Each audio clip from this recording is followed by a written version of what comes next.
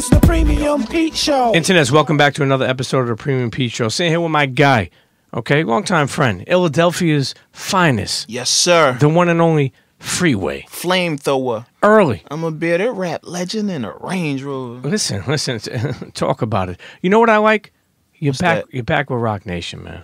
I'm back. How does once again we on? Once again, it's on, nigga. How's it feel to be back? Man, it's a great feeling, man. You know, to be able to do it at this level, at this stage of my career, is definitely a blessing. And to be able to be back with the fam, you know, it's a great thing. You know, how did that even happen? Well, you know, I always maintain great relationships with everybody. I reached out to Jay when we was at the title event where he brought us all out. I gave him a CD with some music and like, listen, big homie, I'm trying to come back home. So I had owed this independent company that I was working with one more album. As soon as I got the album done, and I was able to put out more music, I reached back out to Jay like, listen, I'm ready to do it, big homie.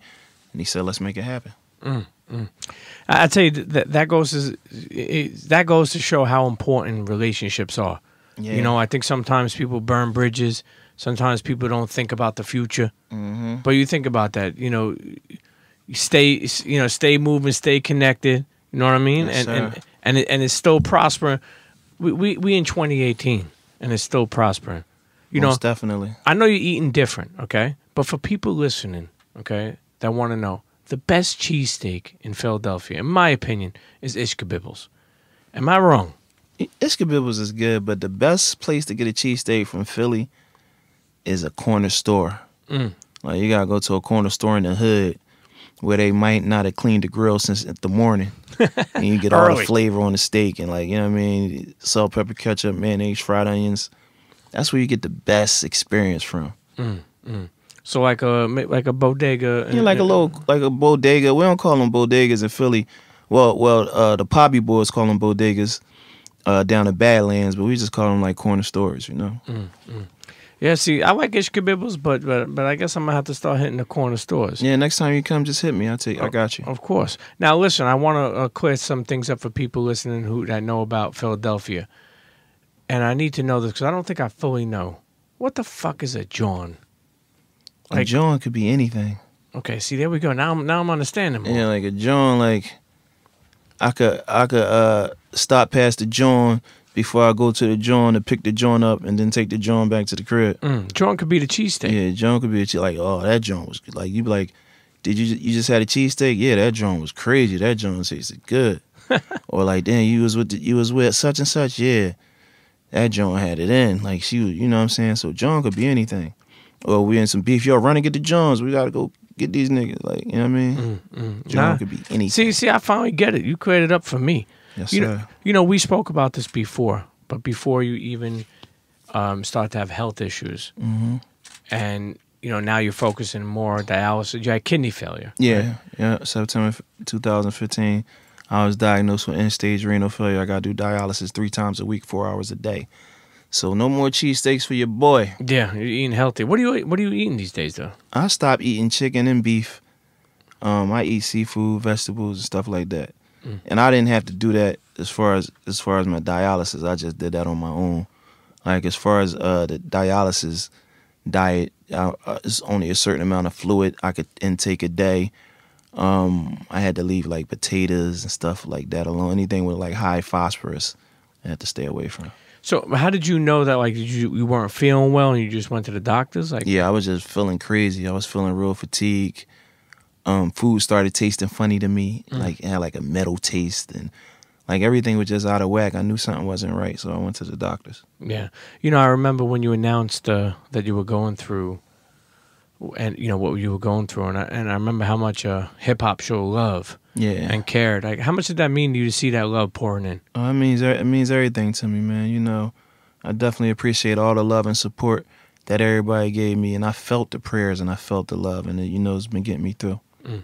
Now you're coming back, new album. Yes, sir. Name of that album is? Name of the album is Think Free, and it drops June 22nd. Now, why Think Free?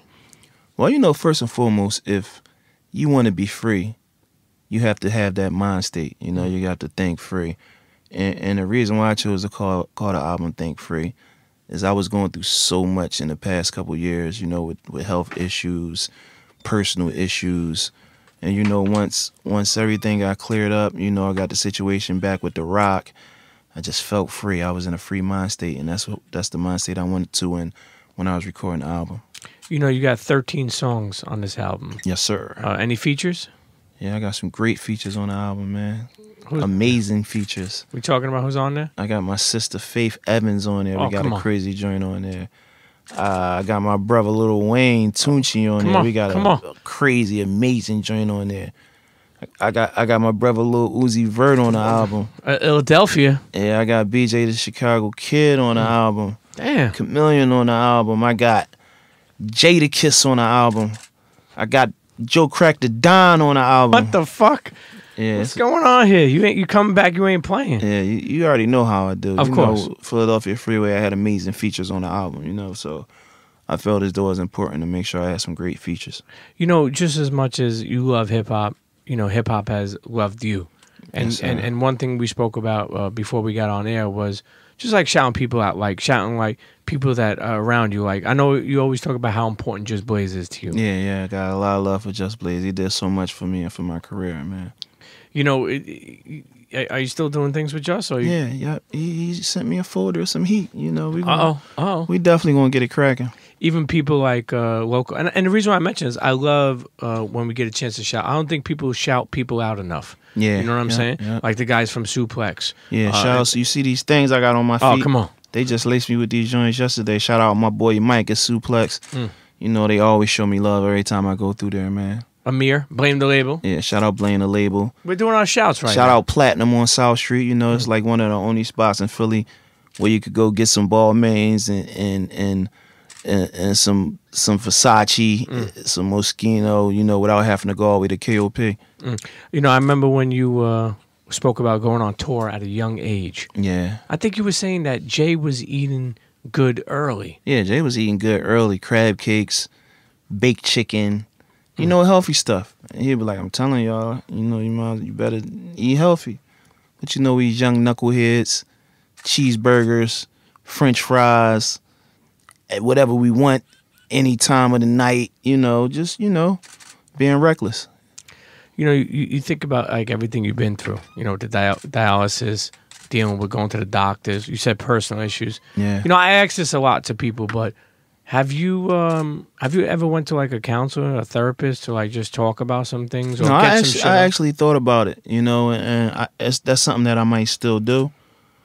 Cause I'm still dealing with a lot, you know. Sure. Like things are good, but you know, I'm still dealing with a lot. I do dialysis 3 times a week, 4 hours a day. That alone. Sure.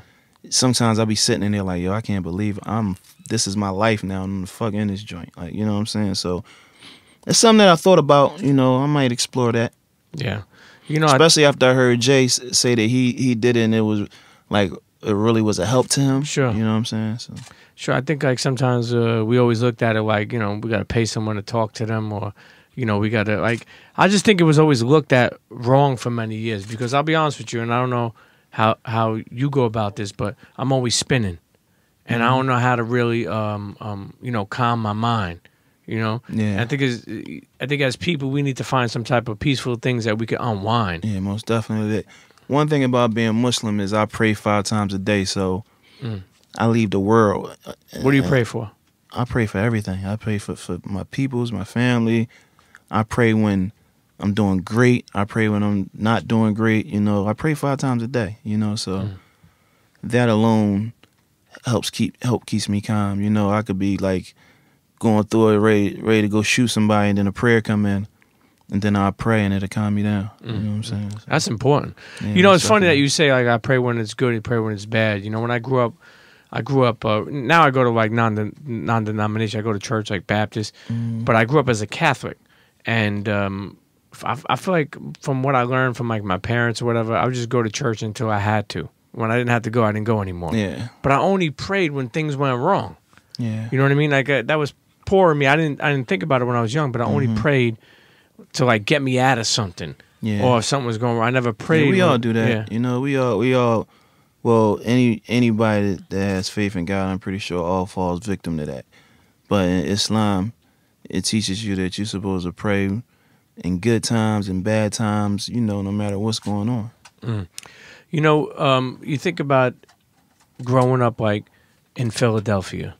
You know, take it back. Where'd you grow up in Philadelphia? Originally from West Philly, then like when I was like 12 or 13, North Philly. Mm. Who's the first like superstar or somebody that was inspired you met in Philly? Or celebrity, or you know, yeah, whoever. I met Drez from Black Sheep. Okay, nice. Yeah, and I always rap when I was a young boy. I had won this competition that we had at school. It was like a pregnancy is not for me competition. I was like, pregnancy is not for me. And for y'all that don't know, my name is Leslie Lee. Like, I kick a little rhyme for the he and the she. And before you have sex, use your mind as a key. Like, I would, you know, and when I won it, shout out my man Stanley T. He was like the main disc jockey at Power 99. So he took interest to me. You know, he would take me to the studio, bring me up into New York, give me little studio sessions with different people and all that. And they had a concert in Philly. And Drez after the show, I got to meet Drez and talk to him. And, you know, I had a lot of love for Black Sheep. Drez is like one of my favorite artists. So I'm like, yeah, Drez, I'm going to be a rapper, man. I'm about to, you know what I mean? He was like, yo, man, I don't even think about that till you finish your schoolwork and you graduate from school. And I'm like, man, I'm not trying to hear that shit, Drez. Like, to myself. Yeah, like, I ain't said it to him, but I'm thinking to myself. I'm trying to rap. Yeah, I'm about to be a rapper. I don't know what the fuck he talking about. But anyway, I had seen him years later, and I was like, yo, you remember when, like, after I got on? Sure. And I was like, you remember me? And he was like, nah. But then when I told him the story, like, yeah, I remember you. And probably like 2 years ago, we was doing, you know, them joints that Just Blaze be doing at the brewery. Oh, like, yeah. We did one of them joints, and Drez was there, and we told the story. And I got a chance to perform with him that night. It was big for me. Shouts to Drez from Black Sheep. Yeah. You know, you think about it too. When you think about growing up in Philly, and it's funny. I'd seen on Lenny S's Instagram story. I guess he was with Fab in a Sprinter, and he was in Philly before the Roots picnic. And I think he put something like, "You gotta love Philadelphia dudes. They always shoot their shot." And somebody was spitting the Fab.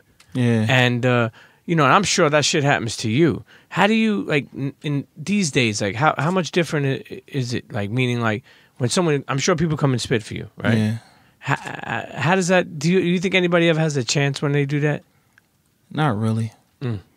Personally, I don't, like, because there's so much going on in the day, and, like, people be in their own world. Like, you have to be, like, super phenomenal.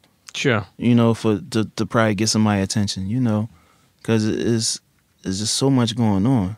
I think the best way to get on is to grind, and we have so many outlets to get the music out, get your neighborhood to support you, get it popping on Instagram, get it popping on Facebook, you know, make a name for yourself. I think that's the best way to do it. Sure. You know, you think about, you grew up in West Philly, you said. Now you grew up with mom and dad? Yeah, I had mom and dad, yeah. Yeah, what did mom do? My mom worked for SEPTA. Okay, nice. That's the bus. Yeah, that's the bus, the local bus system. Yeah. And what about pops? My pop, he used to be like a doorman. He had a couple little different odd jobs. He used to work at a graveyard. He used to do the midnight shift at the graveyard. And I remember when my mom used to be like, he used to come home and have like dirt in his boots. She'd be like, "You bringing that graveyard dirt in our house?" Yeah. Yo, what did Pop say or Mom say when you told them you wanted to be a rapper? You know, it's crazy that I got a documentary, Think Free, when I cover my battle with kidney failure, and my mom and my father is on a documentary, and they talk about that. And my mom was like, "You're gonna be a rapper? You're gonna work seasonal?" Like, she talking about like rapping gifts and all that. And my pop, they just was like, whatever. Like, if you make it happen, you make it happen. But my mom and my pop separated, and once I moved down North Philly, I wasn't even home, barely. I was grinding, I was in the streets. I had got my own apartment when I was like 16, 17. So by the time it happened, like, I was in touch with my parents, but I wasn't seeing them like a lot all the time, because I was so caught up in the streets. I remember telling my mom, because I had caught a case and I had got locked up for possession with attempt to deliver, like probably like a year before everything happened with When I Hunt a Hustler and all that. And I had told my mom when I got out of jail that like if this music thing don't happen, I'm gonna try to get a regular job. And you know, even though I was just telling her that shit because I was getting money in the streets anyway, but I told her I'm gonna get a regular job. And I forgot I even told her that shit. So I remember when my album came out and we was like at a listening party or something, my mom was like, "You told me you was gonna do it before the end of the year and you did it." I was like, "Damn, that's kind of cool that I told her that and it really happened." You know what I mean? Man, when you look back at that, how many years ago was that? Many moons ago. It was like 2000, 2001, something like 2001, 2002. How many years are you in the game now? 17 going on 18. God, let me ask you, when you just started, did you think that you'd still be here? Like, honestly, like, did you think that you could last? Because longevity is not something that's easy.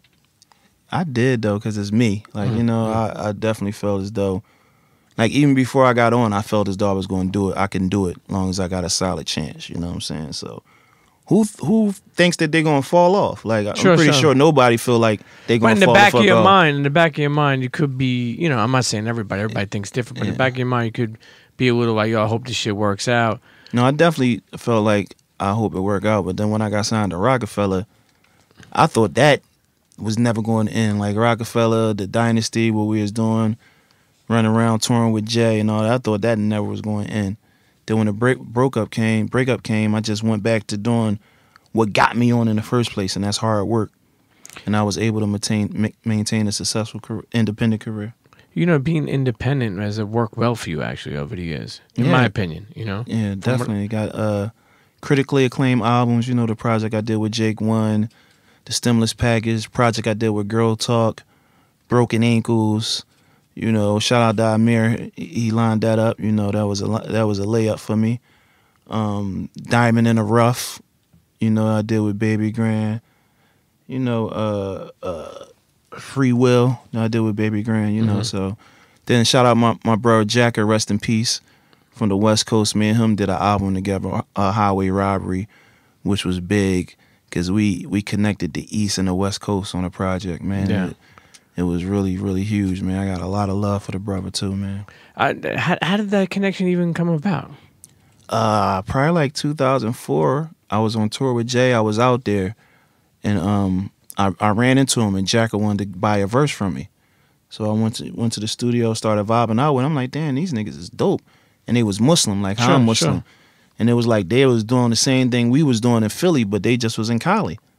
So we had the connection from there, and we, you know, did so much together. We toured together, Africa, Sweden, Amsterdam. We did a bunch of stuff together, man. UK. I'm happy to have the experience with him. And right before he died, like I think it was like October, November, he died, and the next year, it was the beginning of February. But the last time I got to spend some significant time with him, we was in the UK. And we did a lecture tour because we both was Muslim. So we went from like college to college, telling them our experiences of being Muslim and being in the music game, you know. And it was a great time for me, great experience. And the crazy thing is, they love Jacker music over there so much, it was like I was with him. Like, you know, when we in the States, you know, of course, I had the bigger name from the Roc-A-Fella stuff or whatever, but it just was a great feeling because it was like I was with him and he was the man out there. They love him. They love his music. Like, you know, it was a great experience. You know, like we just spoke about being independent and how that's been good for you.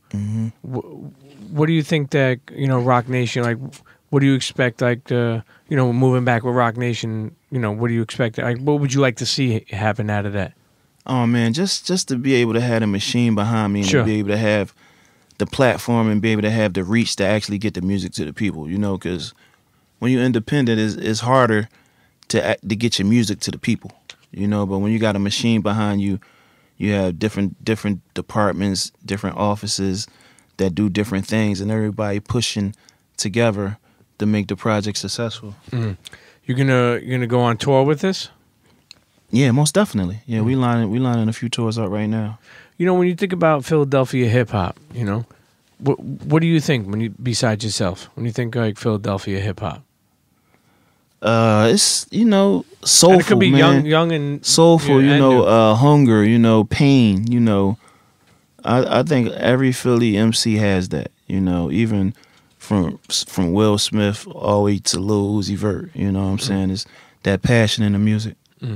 What's your thoughts on Lil Uzi Vert? I know obviously he does features with you, and obviously you support him. But like, you know, what's your take on him? I think sometimes people are confused or trying to figure him out. You know what I mean? They know he's dope.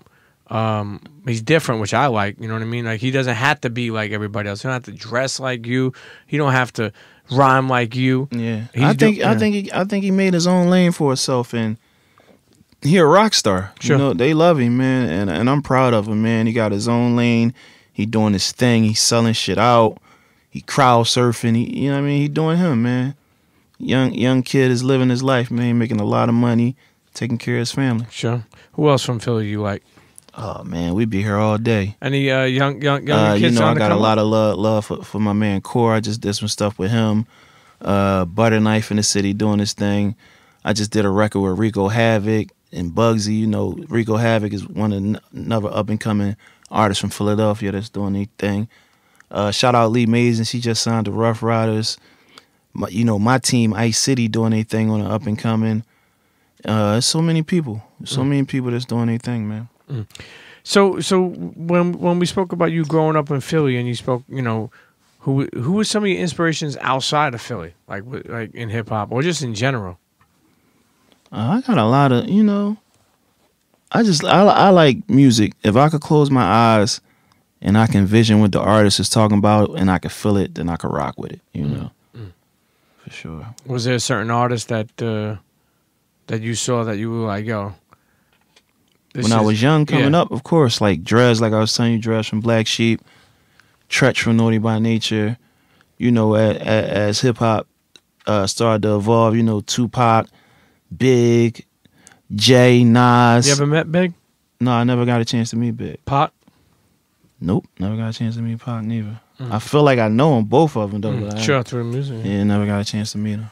You know, you went on, man, it's crazy because when you think about your journey, like, you've been all over.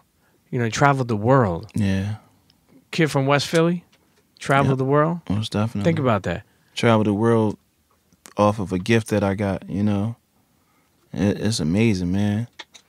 On the record I did with Jack, I was like, I seen more of the world than my old pops, and that's real. Like, you know what I mean? I got to travel the world. What was, if you ever think about it, like, what were some of your greatest moments that you were like, wow, this shit is beautiful? I remember I was on tour with me and Bleak, did a Roc-A-Fella tour. We was in Japan, and the people couldn't speak no English, but they knew every word to our records. That like blew my mind. It was like amazing, you know. And me being Muslim, the second time that I went to Saudi Arabia, I was invited to Saudi Arabia by the kingdom. I was a guest of the kingdom. You know, it's some brothers from the Canadian Dawah Association that lined everything up for me. Good brothers, good Muslim brothers and good friends of mine. But it was amazing to me to be invited to the kingdom of Saudi Arabia by the kingdom, just from a gift that I have. You know, it was amazing to me. Listen, if you weren't rapping, did you ever think about what the fuck you would have done? I don't know. I know you man. said you spoke about before I rapped, I sold drugs. Like, you're a hustler. The only other job I had was when I was little. I used to work in a barbershop. Cutting I used hair? to sweep the floor in Okay, the sweep the barbershop. Yeah, when I was like real young, like used to sweep the floor in the barbershop. Each barber used to give me $20. It was like 5 barbers, and I was a young boy, so that was good. I would do it like on Saturdays and Sundays, and I'd probably make like, with tips, like $250, $300. I was a young kid. Damn. That was good money for me. For sure. Back and then. they cut my hair. Yeah. So I had a fresh haircut. Only thing is they used to like try to experiment, like, yo, let me try to give you this haircut. Like, try this, try that. I was like the little guinea pig in that joint. You know, I know you have kids, but you have 2. Yeah, son and a daughter. You know, how has that been going through dialysis with them? Like, how do they understand? Are they older now? Yeah, they both 18. Okay. Yeah. Have they been supportive? Has that been? For the most part, you know, they supportive. You know, they understand what's going on, and you know, but they still see me moving around, still see me working and all that. So they still in my pockets, but they they ain't trying to hear that I'm sick. They see me fucking. Nah, man, I seen you on Instagram, Dad. Yeah, he just was on Instagram rocking the crowd. I ain't trying to hear that. Give me your debit card. I gotta add it to my Uber. Mm-hmm. You know, I have a son and daughter, not the same age. I have, you know, one 18 and a daughter 18 and a son 3. Yeah. Just having a son and daughter, man. How has that been to be a father to a son and daughter? The differences. It's great, man. You know what's crazy about that? Yesterday, they had a ceremony in Philly. Like they had a award ceremony where I got an award for being a good dad. Really? Yeah. It was, and the crazy thing about it was it's just like different people in the city, like just that do work in the community. Like the top forensic scientist was one of the nominees in that joint, you know, and it just was amazing to be like the only young. All everybody else was like older, you know. They honored one young kid. He was like 18, you know, kid from the hood that had a baby, and he like trying his best to take care of his son and do the right thing, you know. So they honored him, but besides him, I was like the only young man in the building, and to be amongst all those professionals and different businessmen that have been putting work in the community for years is definitely a blessing. You know, what's as they get older too, and I'm learning too. You know, my daughter's 18, but what's some things you try to instill in your kids, like, because you know we seen things, you know, we messed up ourselves. You try to tell them about some things that you fucked up in, so they don't. Yeah, most definitely. You know, I'll always be on top of them and trying my best to make sure they don't make some of the mistakes that I made. You know, I want them to have the experience of the real world. I try not to shelter them too much, you know, and it's not easy, you know, because both of my baby moms, I'm not with them anymore, you know, and, you know, that's a struggle in itself, you know, because they, you know, I'm famous and I'll be in the mix and all that, and of course, they be jealous. Like my baby moms, they be feeling some type of way about everything, you know. You mean to get back with you? They're not over that? Well, one of my baby moms is crazy. Like my daughter mom, she's crazy. What do you consider crazy, man? She crazy. Like she is just crazy. Like she always doing something crazy. Yeah. She would call me like when I'm in dialysis, wanting to argue and stuff. I'm like, I'm on a dialysis machine. Like my blood pressure just went up. They just told me in right here, like my blood pressure went up. Like, you're stressing me out. Leave me alone. At least wait till I get out of here. You know what I mean? What the fuck? Shit crazy. Yo, you know what's crazy? It's so crazy. Like when I got sick, she took me to child support court again, trying to get an increase on the money that I'm already paying, right? And she fucking brought like all these pictures from Instagram. Like she like took a bunch of different screenshots. Like it was like around the time where I took a picture with Jay, and like we didn't even announce the deal yet. Like it didn't even nobody even knew that I was signed to Roc Nation. But she brought a picture to Jay, a picture with me and Jay in the court. Like, look, he's with Jay-Z. And my lawyer, like, he got a rich friend. Like, with this down had nothing to do with him. Like, you know, that's the crazy stuff that I'm talking about. Like, she had like 30 screenshots from Instagram on paper, trying to get more money. Like, look, he's in the Bentley. He's doing this. He's doing that.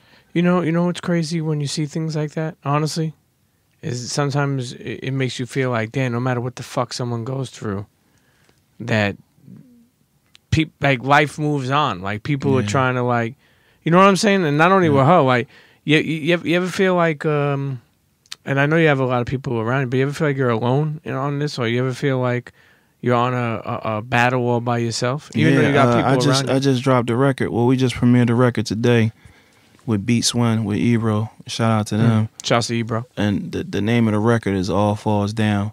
And I touched bases on that on the first verse. Like when I got sick, people just started disappearing. Like, you know, people that was around me every day. Like when I got sick, you know, of course the road had to slow down for a minute. Sure. You know, we wasn't going out partying, doing what we normally do. And slowly but surely, people just started disappearing. And I definitely felt alone. Like, you know, at points like that, you really realize what your parents told you when you was little. Like, at the end of the day, the only people that's going to be there for you is your family. Like, you know. You have is there anybody who surprised you that, you know, would call you or check on you or no, everybody checked on me. You know, like as far as the fam, like the Roc fam and everybody, you know, the prop and everybody would check on me, make sure that I'm straight. Anybody out of nowhere that you like, you know, didn't even like, you know what I mean? Like when I was away, I remember there's times where I got a visit from a couple people. I'm like, wow, I didn't even think they would come. Like I would see stuff on social media, like different people, like when it first happened, like Swiss and, you know, like people that I'm good with, but I don't communicate with all the time. Sure. You know, a lot of people came out the woodworks and was supporting me. That's important. Yeah, it's a blessing, man. Now, are you getting a transplant? Yeah, I'm on a transplant list now. You know, and now why is there a list? Because I don't know about. That's why I'm asking. Because there's so many people that need a kidney. You know, and it's people that have been on the list for 7-10 years. You know, it's not easy. You know, it's not easy to get an organ. There's so many people in America that's waiting and that have been waiting. Is there a way that could speed up, or is there anything that you're involved in that people could do to try to? For me, it's a new procedure that they're working on, and it's looking real good for me. You know, hopefully, but before the end of the year, it happens. You know, but on a regular, there's nothing you could do. The fastest way you could speed it up is if you get a live donor, like if you get somebody that's willing to donate one of their kidneys to you. But besides that, you gotta wait. You gotta be on the list, and you have to be healthy enough to get on the list. There's people that's on dialysis that can't even get on the list because they're not healthy enough. Yeah, because you're not healthy enough. I had to go through extensive testing. Like they'd test me for everything before I could get on the list. You know, and if one thing would have been off, I wouldn't have been able to get on it. Listen, you know, it's you know, obviously there's always prayers and blessings sent up, and most definitely, you know, it's funny because it's like there's a lot of things I think that people may not know that I don't even know, like, you know, about waiting on a list and the struggles that you go through because of that. You know what? Let's take a break. Internets, we're sitting here with the one and only, like I said before, CHEA, Philadelphia's finest, Freeway in the building, early. Okay, don't go nowhere. We'll be right back. CHEA. What up, y'all? This your main man, M Greasy, a.k.a. Memphis Bleak, a.k.a. Greasy, a.k.a. Blizzle, and a.k.a. Fuck Your Wife. Right here on the Premium Pete Show. And I don't mean fuck her as like I don't like her. I mean fuck her as I take her from you. You heard me? Yeah. Internets, and we're back. Sitting here with my guy, Freeway. CHEA. Like I said, Philadelphia's home, man. What else could I call besides Philadelphia? What's other names for Philadelphia? Philadelphia, City of Brotherly Love. That's the biggest one that I love, the City of Brotherly Love. You know, we were speaking about, you have a track on a movie? Oh, yeah. We got the opening, the track on the opening scene to Superfly. It's me, Saha, The Prince, and Little John. How did produced by Bangladesh. Nice. How did that even happen? You know, me and Lil John had the record, you know, and the people from the movie heard it, and they loved it, and they wanted to use it. We put Saha, The Prince on it, and it's a wrap. Is that the first time you've been on a movie or a soundtrack movie like that? No, I've been on soundtracks before. You know, and in movies too. Yeah, State Property. Okay. Yeah. I did my own movie. I did a movie called What We Do. You know, ghetto classic in Philly. You know, and I'm definitely interested in doing some more movies and stuff. So I look forward to doing that in the future, inshallah. I truly enjoyed seeing you out there supporting Meek. I feel like anything going on, not only in Philly, but particularly, you know, there's been shit going on in Philly. You took your time to be there, to support. Yeah, it's important. You know, I've been through the criminal justice system, and I know how corrupt it is. You know, when I caught my case, I was actually slinging inside of a crack house. And when I went to court, you know, they didn't have a warrant to run in a crack house. So when I went to court, the cops said they seen me selling on the streets, and I wasn't even outside when I did it. You know, it's corrupt, and you don't have. It's the cops versus you. Sure. Like I felt like when I heard them say that, I was like, I'm losing this shit because they lying, and they're going to believe the police. They're not going to believe me. Sure. Like, you know, so it's like it's designed for us to lose. You know, so I definitely had to be there to support my brother Meek. Yeah, I mean, did you get a chance to speak to him since he's been out? No, I ain't catch up with him yet, but I'm sure, you know, when we run across each other, we're going to chop it up. It's always been all love with me and Meek, you know. You ever met that dude, Michael Grubin?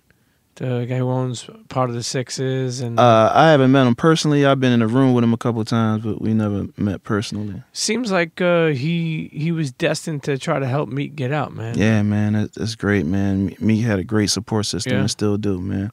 You know, when I look at that, I'm like happy, and then at the same time, I'm sad because I'm like, damn, think about how many people who don't have exactly that type of support. And you know, Meek's a millionaire, and you see what he had to go through.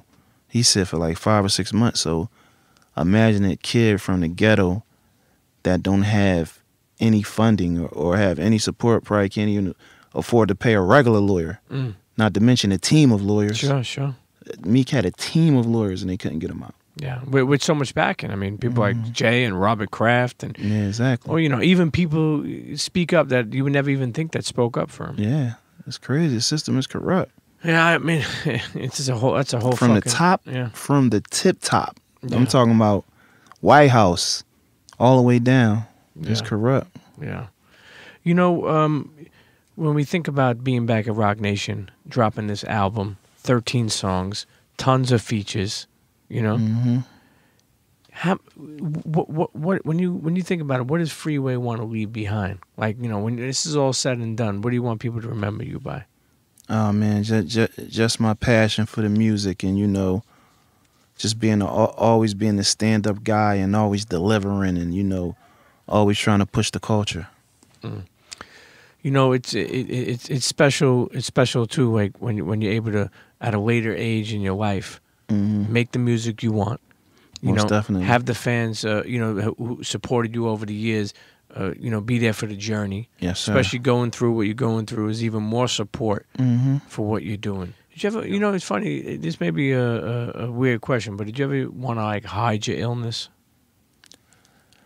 I mean, when it first happened, I wasn't sure, but then I snapped right out of it. Like, man, I can't hide what's going on, because people, like, of course I lost a lot of weight, from just having to switch my diet, and it's like visible, even though there's a lot of people that think there's nothing wrong with me because I move around so much and I do so much, but it's visible. And besides that, I feel as though it's important for me to share what's going on with me and be transparent, because there's so many other Americans that's affected by it. Sure. And it's nothing to be ashamed of. It happens. It happens in life. It happened to my uncle, my cousin. Like, it's something that happens, man. And it could be avoided if you just have the awareness and you take the proper steps to keep yourself healthy and keep up with your routine physicals. Make sure you get blood work done at least once a year. All those things are steps to prevent it, What else are you working on besides music? Oh, man, well, my main focus right now is the album. I got the beard cream business, the best beard cream. Got a few other little ventures that I'm into. I'm just trying to keep it moving, man. How's Beanie doing, man? He doing great, man. I just talked to him. He fasting. He with his family. He just had a new baby. It's like the last few days of Ramadan, so he's sticking close with the fam, and he doing good, man. He got some incredible music that he been working on, and man, hopefully he'll be able to get it to y'all soon. What about the rest of the state property? You speak to anybody? Yeah, I'm in touch with everybody, man. Everybody good. Chris about to drop a project. Neef just dropped a project like a month and a half ago called Forever Do Me 9. PD Crack working on a project. Oskino dropped a couple advertise. I think he on Advertiser 7 or something. Everybody grinding. You mentioned before when the Roc was moving, you guys were moving around. When the Roc ended, it was different. You went back to doing different things, independent, and yeah. Did you see that all coming? Did you was that hard to deal with? Like, it definitely was hard to deal with. I didn't see it coming to the end. Like, what I'm saying? It was like little glimpses of like. Shit was like people wasn't getting along, little shit wasn't going right, but I didn't see it coming. And from what I get, like, that was their plan the whole time, to build the company up and to sell the company. That's what people get companies for, to build the company up, and make it major, then sell it.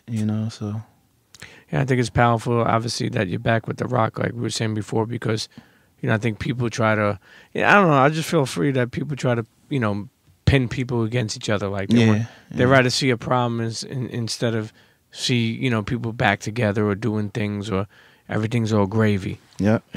So it's good to see you back on the label, putting out an album, tons of features, staying healthy, keeping busy. What's next besides this? Oh man, just more music. I'm like 16 in on the next album already, man. We got some incredible music. The climate of music today, you got to keep feeding them. Sure. So I'm ramping up, working on the next project. I've been in the studio like every other day. First of all, I want internets to go out and support that album, Think Free. Yes, sir. By the one and only Freeway. At Freeway. The album is incredible. Great features. I feel like it's one of my more intimate albums because I really got personal on some of the records. So. And Instagram, what is it? At Philly Freeway. And Twitter? Twitter is at Philly Freezer, and Facebook is Philadelphia Freeway. Listen, first off, you listening to this, open up your Twitter app, open your Instagram app, at Philly Freeway, add him on Twitter, add him on Instagram, and show him love, send him blessings. Look, nobody's, you don't want anybody to ever feel sorry for you, but people got love for you. Appreciate the love, man. Appreciate all the love. And I wish you the best, man. I hope everything, is prosperous, man. We get this kidney and keep on prospering out here. Internet, support that. Think Free, new album by the one and only Philadelphia's finest, my guy, Freeway. Appreciate the love. Appreciate all the love. Free, we'll talk soon. All right, bet. Peace, brother. Peace. Cheers. Internets, if you enjoyed that episode, I want you to email me at thepremiumpeteshow@gmail.com. Again, that email is thepremiumpeteshow@gmail.com. Let me know what you thought. And listen, all my advertisers out there, all my big businesses, my small businesses, whoever, a friend, a store, you want to advertise on The Premium Pete Show? Email me at thepremiumpeteshow@gmail.com and let's get working. Okay? Make sure you subscribe, rate, leave a comment on all streaming platforms of the podcast. Tell a friend to tell a friend, and we'll see you next episode. Cheers.